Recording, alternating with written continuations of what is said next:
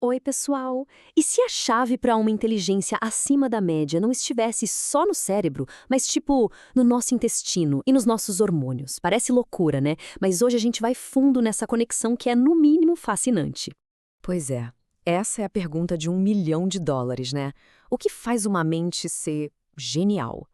É algo que já vem de fábrica? Ou que a gente desenvolve?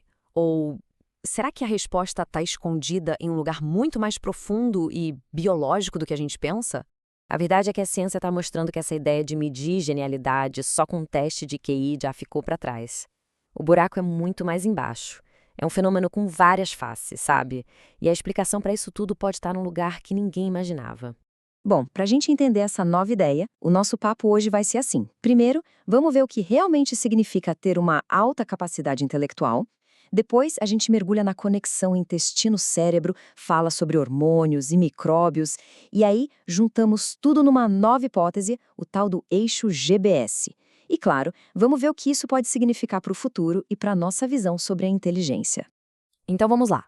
Para começar, a gente precisa tirar da cabeça aquela ideia de que ser superdotado é só ter um QI nas alturas. O conceito que a pesquisa usa hoje em dia é bem mais abrangente. O ponto aqui é o seguinte: essa tal de alta capacidade intelectual, ou HIA, não é uma caixinha fechada. É mais como um espectro, sabe? Que envolve não só o raciocínio lógico, mas também criatividade, aquela vontade de aprender e a rapidez para sacar as coisas. E é justamente essa visão mais completa que abre espaço para a gente procurar explicações em outros lugares, como na nossa biologia. Certo. Agora vamos para o primeiro pilar dessa nossa investigação. Aquela conversa que nunca para, que acontece o tempo todo entre o intestino e o cérebro. Olha, isso não é exatamente uma novidade, mas é a base de tudo. Basicamente, o que acontece no intestino não fica só por lá. É como se ele mandasse mensagens químicas e neurais que podem mexer com o humor, com a nossa capacidade de aprender e até com a formação do cérebro. E claro, o cérebro responde. É um verdadeiro telefone sem fio, uma conversa que não acaba nunca. Ok, mas quem são os mensageiros nessa conversa toda? Bom, é aqui que entram dois personagens que a gente talvez não esperasse encontrar. Os trilhões de micróbios que vivem no nosso intestino e os nossos hormônios. Sim, eles mesmos. Pensa assim, de um lado a gente tem a microbiota, que funciona como pequenas usinas químicas, produzindo substâncias que vão direto para o cérebro. Do outro lado temos os hormônios, tipo estrogênio e testosterona, que são peças-chave para regular a memória e nossa capacidade de tomar decisões. A grande sacada aqui é que a interação entre esses dois times, bom, ela pode ser decisiva para a nossa cognição.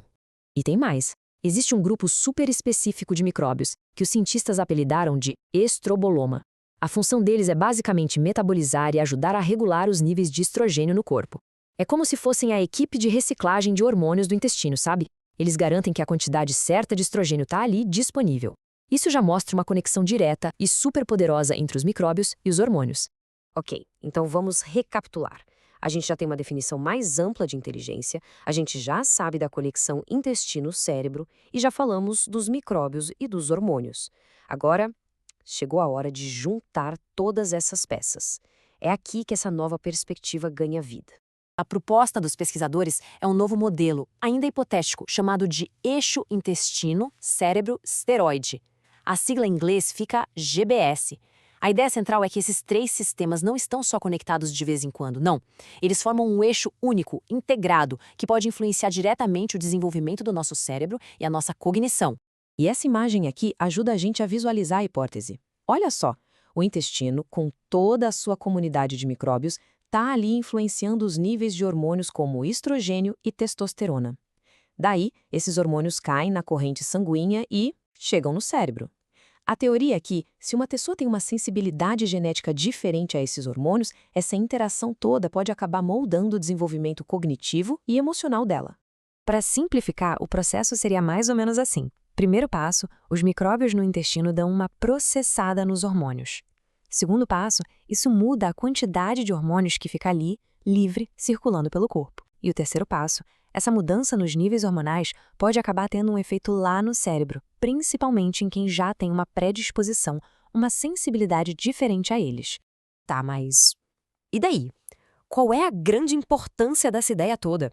O que essa hipótese pode significar na prática e na teoria? Bom, para começar, isso pode ser uma nova forma de entender por que existe tanta diversidade cognitiva e emocional entre as pessoas. Talvez ajude a explicar por que, mesmo dentro do grupo de pessoas com alta capacidade, existe uma variação gigantesca. E olha que interessante, isso destaca momentos como a puberdade, quando os hormônios estão a mil, como períodos-chave para essa interação toda acontecer. Agora, um ponto muito, mas muito importante, os próprios autores fazem questão de dizer que isso ainda é uma hipótese. É um modelo teórico, novinho em folha, que junta várias evidências de áreas diferentes, mas a conexão direta com a alta capacidade intelectual, essa ainda precisa ser testada e comprovada. E essa falta de testes diretos não é um problema, muito pelo contrário. É um convite para novas pesquisas. Pensa nessa hipótese como um mapa, apontando um território novo e empolgante para os cientistas explorarem.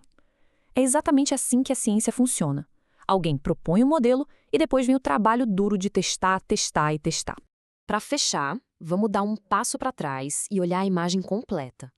O que essa hipótese do tal eixo GBS nos diz sobre a natureza da inteligência em si? Essa imagem aqui é ótima porque ela mostra que a biologia não determina tudo. Esse eixo GBS não existe num vácuo isolado do mundo. Olha só como ele interage com fatores do ambiente, tipo a dieta, o estresse, a educação, e também com fatores psicossociais, como a motivação e o nosso controle cognitivo. É tudo conectado, formando um sistema super dinâmico. E essa é talvez a grande lição de tudo isso. A inteligência pode não ser uma coisa que mora só no cérebro. Ela pode ser uma propriedade que emerge de um sistema super complexo, que inclui o nosso cérebro, claro, mas também os nossos micróbios, os nossos hormônios e o jeito como a gente vive e interage com o mundo lá fora. Fica então a pergunta para a gente pensar, e se a nossa inteligência não estiver só na nossa cabeça, mas espalhada pelo corpo todo, como uma grande orquestra de processos biológicos? É uma ideia que, se for verdade, muda completamente o jogo. Valeu por acompanhar a gente nessa análise.